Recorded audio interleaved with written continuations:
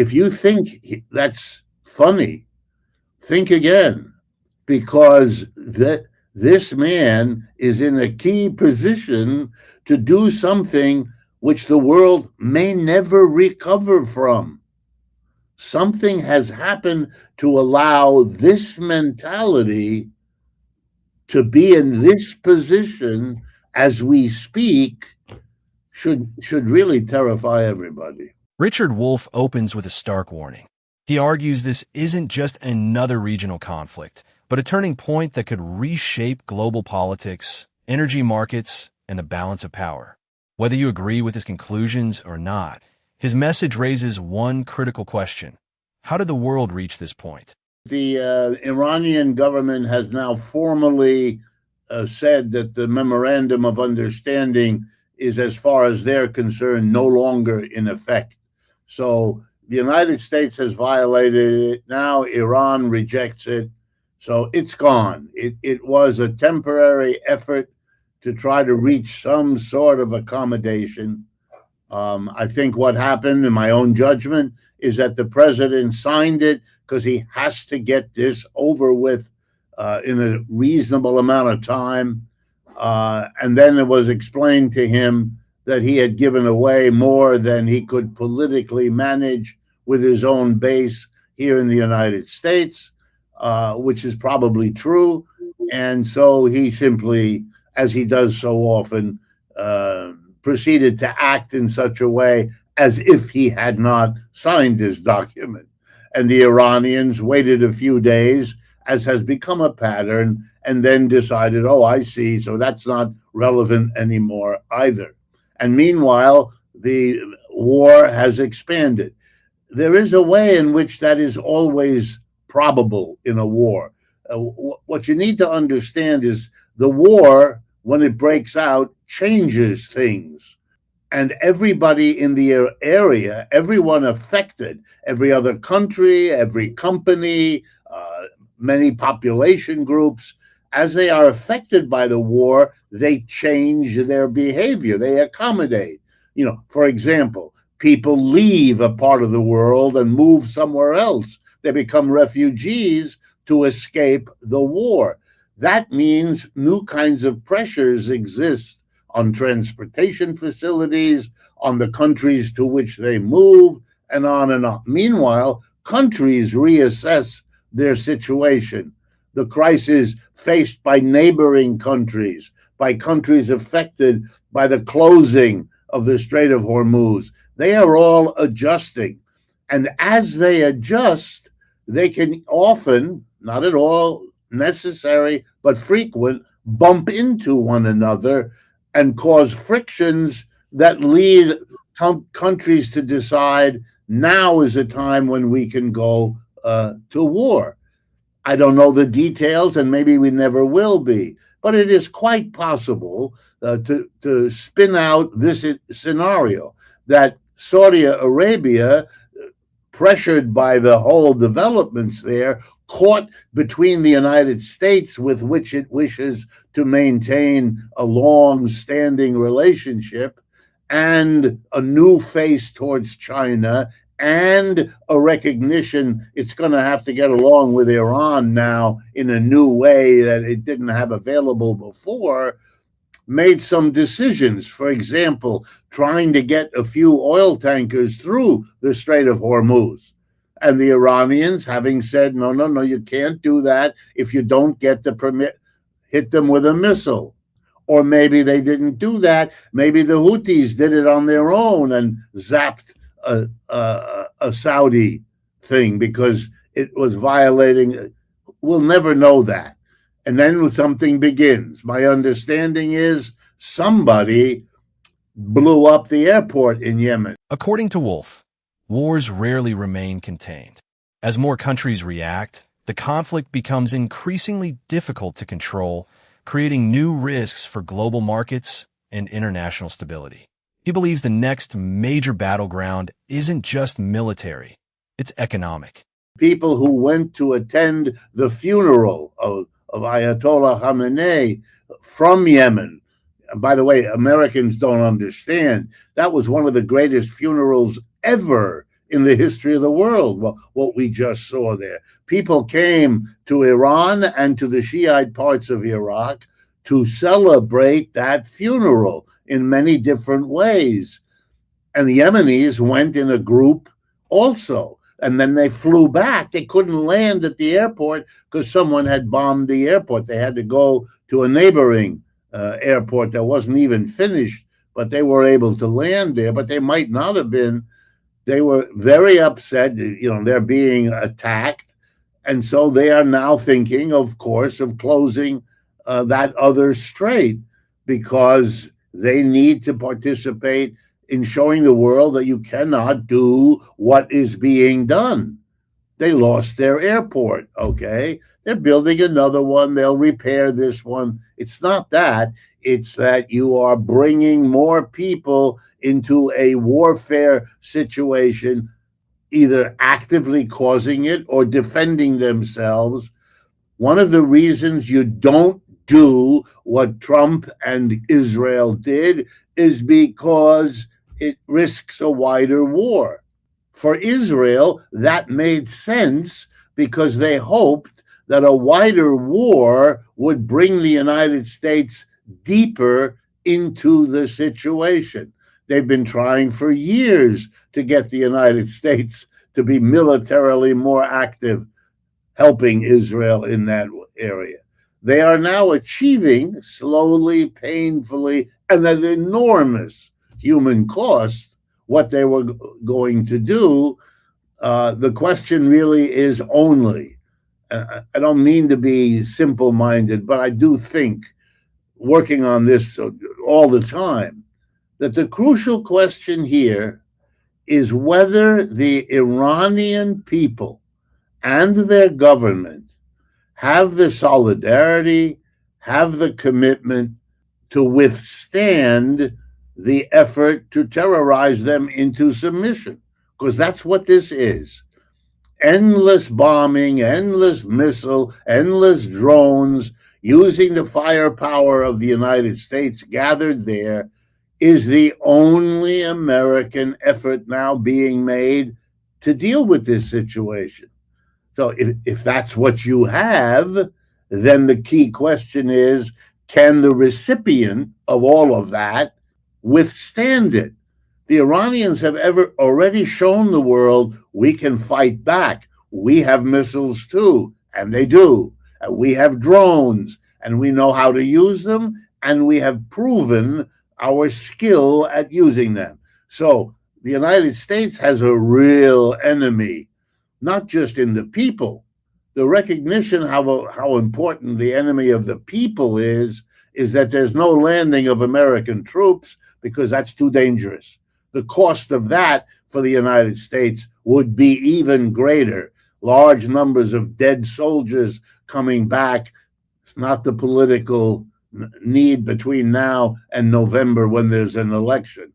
So the people have shown you can't do that. So all they got is the air power, the missiles and the drones, which the Iranians can return in good measure.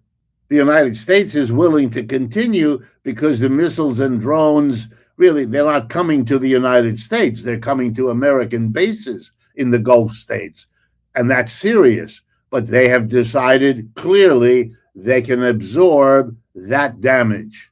Iran is already doing more damage to the military apparatus of the United States than anyone I know of in a long time. Wolff argues that energy is where geopolitical tensions become economic reality.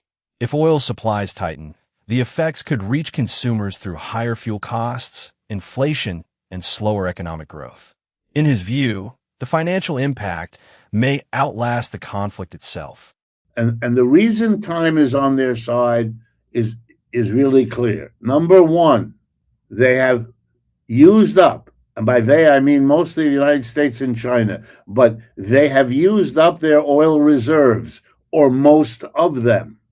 One of the reasons the price of oil has not risen more than it already has is the determined behavior of the United States to pump oil into the market, and the determination of China that used to buy a lot of international oil to rely instead on its own reserves and the limitless supply that they can get from Russia. I mean, all of these are very, very important.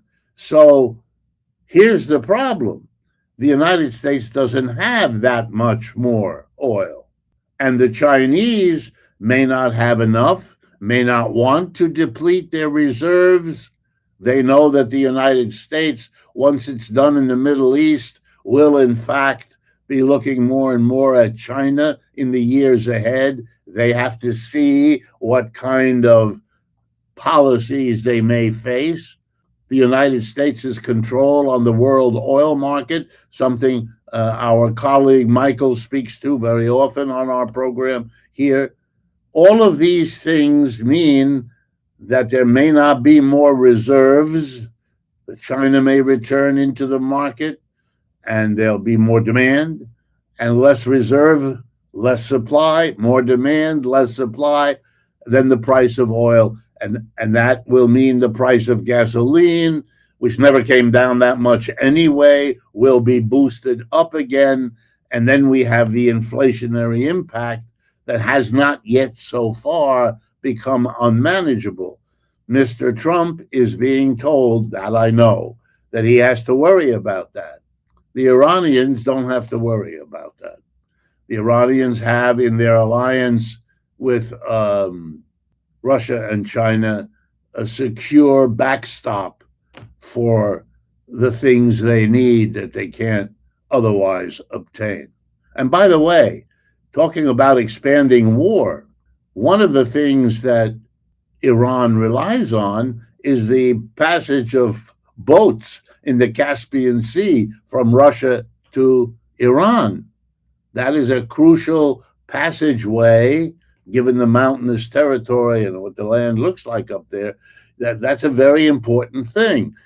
And the Ukrainians are trying to disrupt all of this. They have nothing left. Their economy is finished. Their military is mostly gone. They are left with warfare with drones. And so they are trying to use massive drones, obviously paid for and supplied by Europe, to paralyze Russian shipping in the Sea of Azov, in the Black Sea, and in the Caspian Sea. And so you could see literally the two wars are beginning to impinge one upon the other. So that when you hear predictions that this could be the beginning of World War III. Wolff believes every new escalation increases the pressure for another response, making a peaceful resolution harder to achieve. He then shifts the discussion away from today's headlines to explain what he sees as the deeper forces driving these conflicts.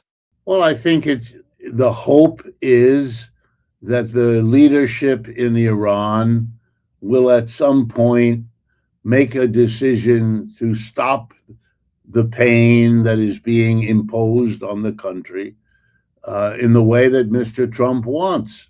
I think that the problem for Mr. Trump is that, in order to make any of this credible, he's actually going to have to do what he says.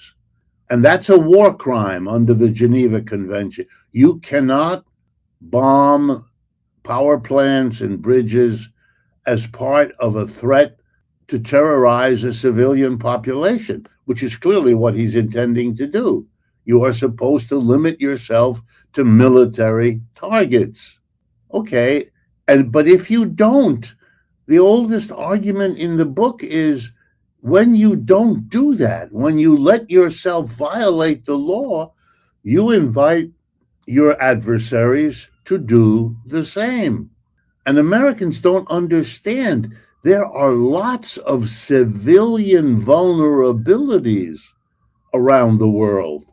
Millions of Americans travel around the world as tourists.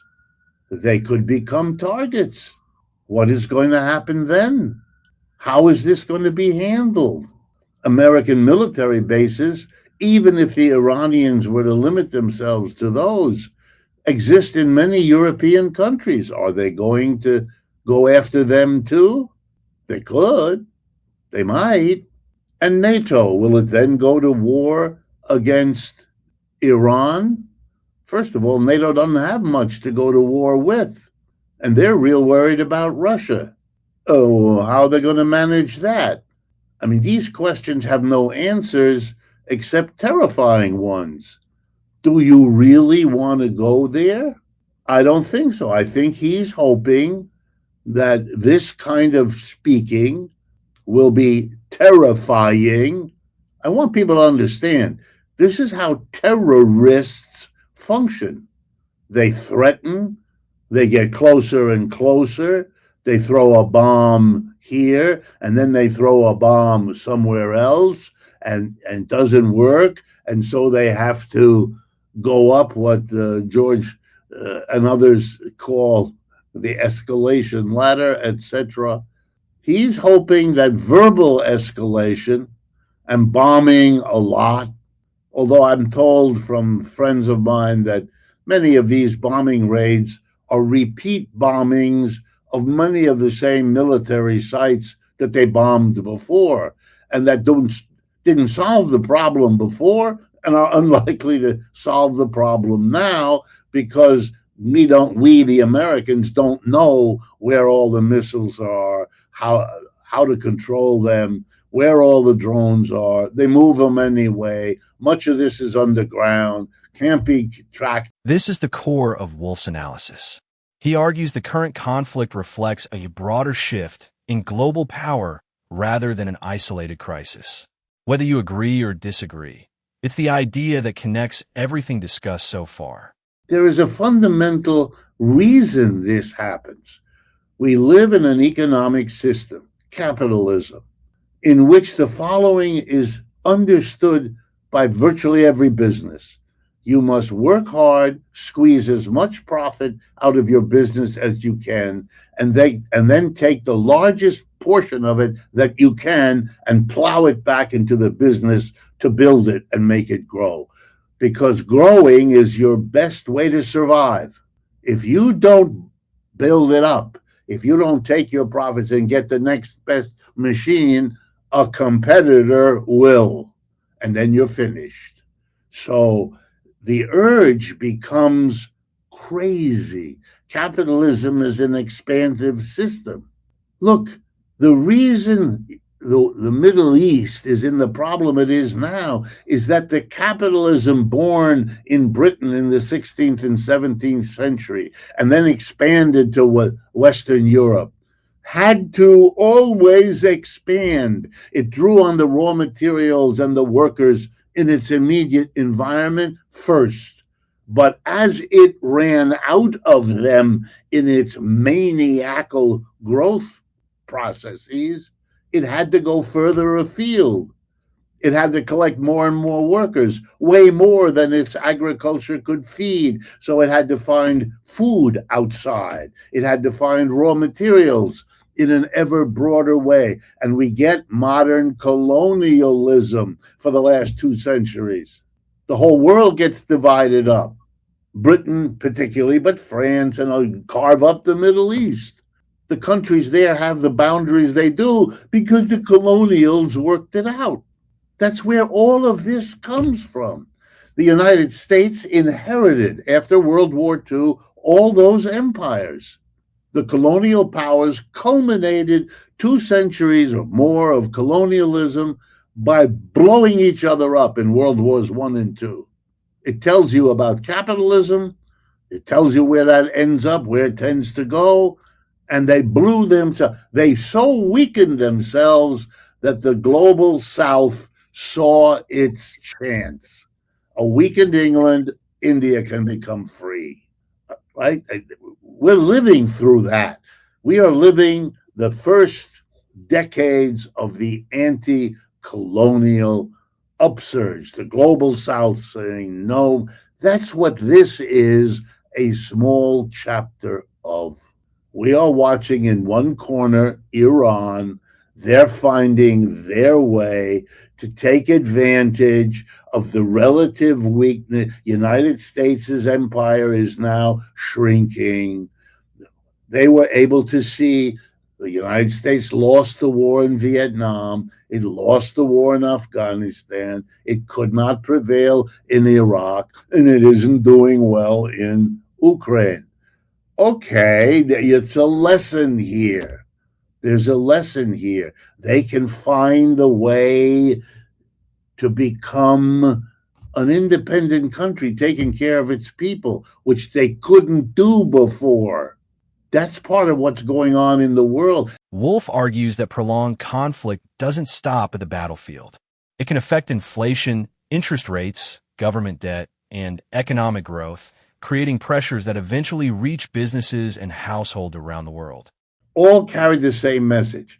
The slowest rate of economic growth in China in years, less than the 5% they had hoped for, less than the 5% they got last year. Is that correct? Yes. But what is left out is the simple fact that 4.3% would occasion ticker tape parades down Broadway in New York. It would be so exciting. The economic growth this year in the United States will be 2.1%, half.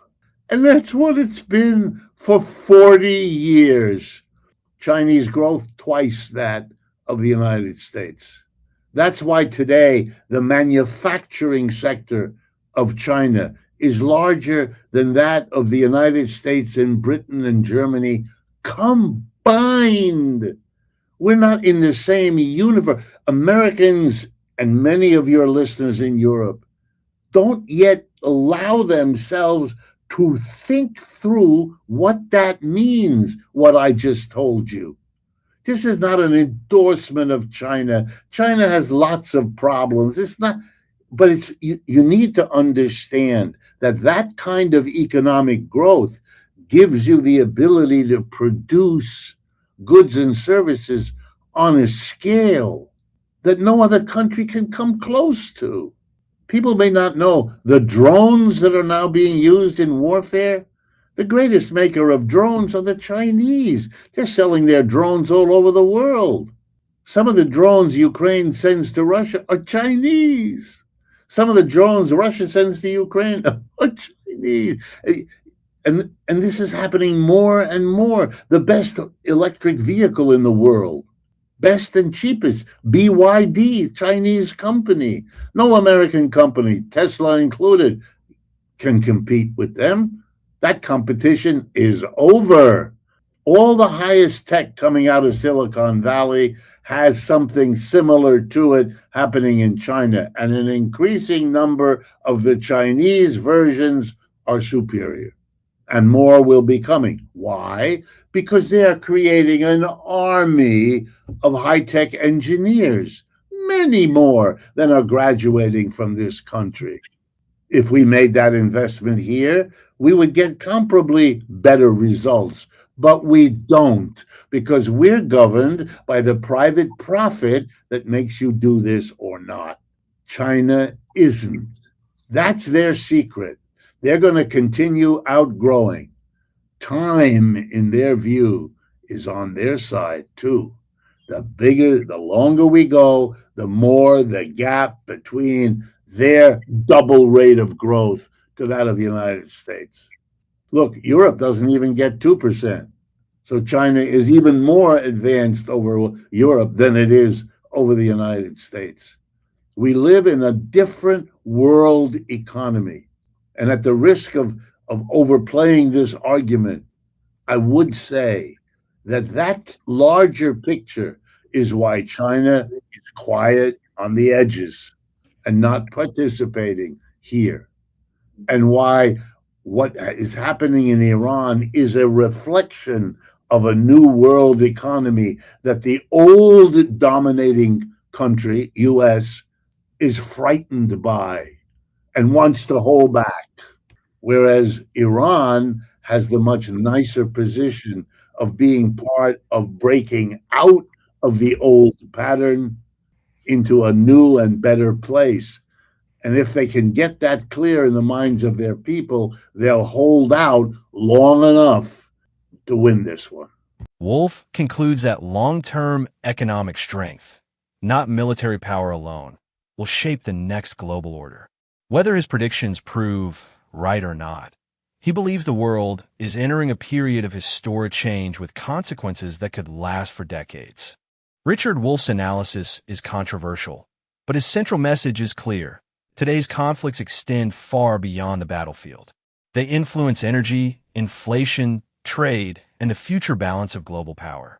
Whether you agree with his perspective or not, the questions raised in this interview are likely to remain relevant long after today's headlines fade.